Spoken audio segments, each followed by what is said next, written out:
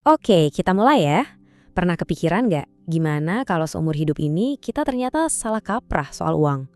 Gimana kalau aku bilang cara terbaik mendapatkan uang itu bukan dengan mengejarnya mati-matian, tapi justru dengan menariknya?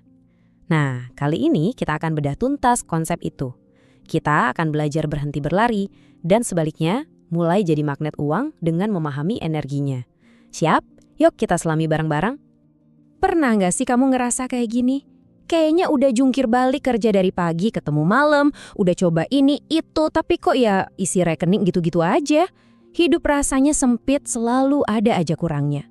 Kalau iya, kamu nggak sendirian kok. Dan mungkin masalahnya itu bukan di seberapa keras usahamu, tapi di energi yang kamu pancarkan tanpa sadar. Nah, ini dia bedanya. Coba lihat deh. Cara lama, cara mengejar, itu bikin kita bergetar di frekuensi takut. Takut nggak cukup, takut telat bayar tagihan.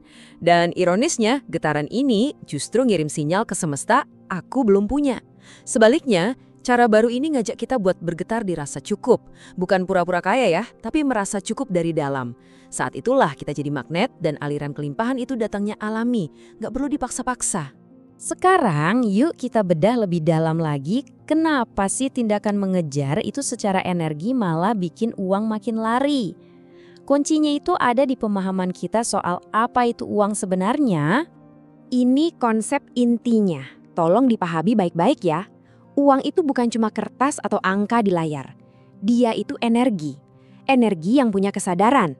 Artinya apa?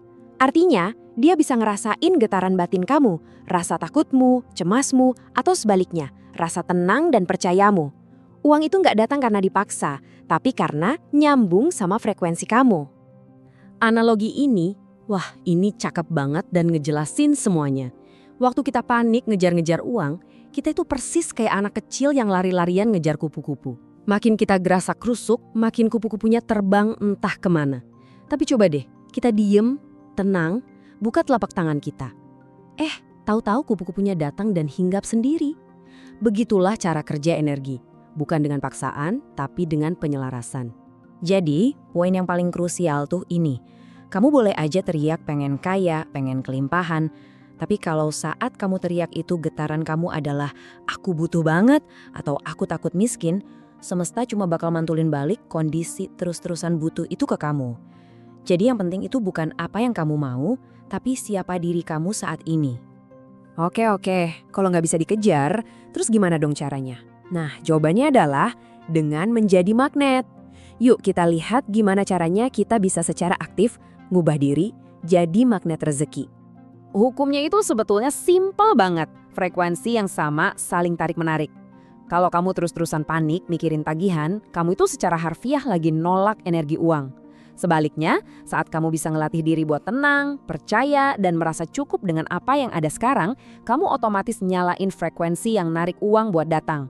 Ini bukan sihir loh, ini fisika energi. Nah, ini langkah praktis yang bisa langsung kamu coba besok pagi. Coba deh, ubah niat kamu waktu kerja. Jangan lagi kerja karena didasari pikiran, aku harus kerja keras biar nggak miskin. Ganti jadi, hari ini nilai apa ya yang bisa aku kasih ke dunia? Pelayanan apa yang bisa aku berikan? Saat fokusmu pindah ke memberi, uang itu bakal datang sebagai efek samping yang menyenangkan dari kontribusimu. Sekarang kita masuk ke bagian yang paling dalam dan paling bisa mengubah segalanya. Ini soal pergeseran identitas. Dari seorang pengemis yang terus meminta, menjadi sebuah sumber yang terus-menerus mengalir. Coba deh, lihat perbandingan ini. Jujur sama diri sendiri, kamu lebih sering merasa seperti yang mana? Kebanyakan dari kita itu dididik jadi wadah kosong, selalu merasa kurang, butuh, dan nunggu diisi dari luar. Tapi, gimana kalau kamu mulai ngelihat dirimu sebagai sumber mata air, yang nggak pernah takut kehabisan, karena kodratnya adalah terus mengalir. Energinya beda banget kan, dari butuh jadi cukup. Dan disinilah paradoks indahnya. Saat kamu jadi sumber, bahkan cara kamu melihat pengeluaran pun jadi beda. Ngeluarin uang itu bukan lagi kehilangan, tapi jadi cara kamu mengalirkan energi ke dunia dengan keyakinan penuh kalau aliran itu pasti akan balik lagi. Ini persis kayak orang berkebun. Kamu tanam benih, yaitu ide, kebaikan, nilai, tanpa panik dan nanya-nanya tiap hari kapan panennya. Kamu cuma percaya sama prosesnya dan tahu betul kalau panen itu pasti akan tiba di waktunya. Kalau semua ini rasanya klik buat kamu, kalau kamu ngerasain ada sesuatu yang bergeser di dalam diri, nah ini adalah momennya. Saatnya kamu bikin sebuah deklarasi yang kuat ke semesta bahwa kamu benar-benar siap pindah dari mode mengejar ke mode menarik. Jangan anggap remeh langkah selanjutnya nih ya. Ini bukan cuma sekedar ngetik komentar iseng. Menuliskan niatmu itu adalah cara memadatkan energi baru ini jadi kenyataan. Ini adalah penanda energimu, semacam memo resmi ke alam semesta yang bilang, "Hey, aku siap. Aku nggak lagi mau hidup dalam kekurangan. Aku siap jadi saluran kelimpahan." Jadi, sekarang juga boleh di-pause dulu videonya sebentar dan tulis di kolom komentar, "Uang datang dengan tak terduga." Rasain energinya pas kamu ngetik itu. Ini deklarasi kamu. Dan pastinya jangan lupa subscribe, karena perjalanan kita buat ngerti bahasa semesta ini baru aja dimulai. Oke, deklarasi kamu udah tercatat sama semesta. Tapi seringkali ada satu langkah terakhir yang krusial banget buat mastiin alirannya lancar jaya.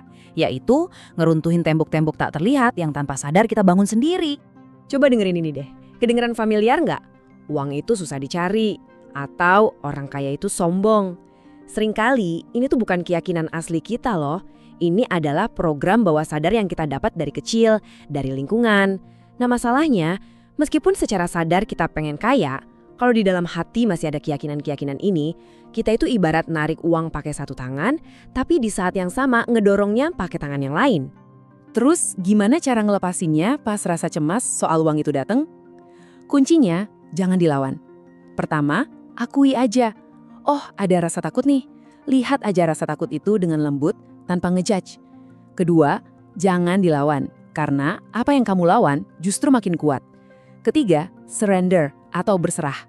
Lepasin keinginan kamu buat ngontrol kapan dan gimana caranya uang itu harus datang.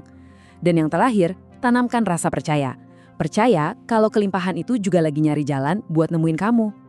Nah, setelah kamu mulai mempraktikkan semua ini, berhenti ngejar, jadi sumber, dan ngelepasin resistensi, kamu akan mulai masuk ke sebuah cara hidup yang baru.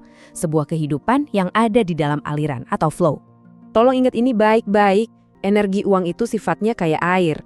Dia selalu mengalir ke tempat yang paling rendah, paling rileks, paling terbuka, dan paling siap menerima. Bukan ke tempat yang tegang, yang cemas, yang berusaha ngontrol segalanya. Jadi tugasmu itu bukan mengejar. Tugasmu adalah menjadi wadah yang tenang, terbuka, dan rileks. Dan ini adalah kebenaran pamungkasnya. Kamu itu nggak perlu mencari kelimpahan di luar sana. Kelimpahan itu adalah jati dirimu yang sesungguhnya. Tugasmu cuma satu, menyingkirkan semua keyakinan dan energi yang selama ini ngehalangin kamu buat menyadarinya. Kamu adalah kelimpahan itu sendiri. Sebagai penutup, aku mau ninggalin kamu dengan satu pertanyaan. Bukan lagi apa ya yang bisa aku dapetin hari ini, tapi coba ganti jadi hari ini nilai apa yang bisa aku alirkan ke dunia dari rasa berkelimpahan yang udah ada di dalam diriku. Mulailah dari sana dan lihat sendiri gimana semesta merespon. Terima kasih sudah menyimak.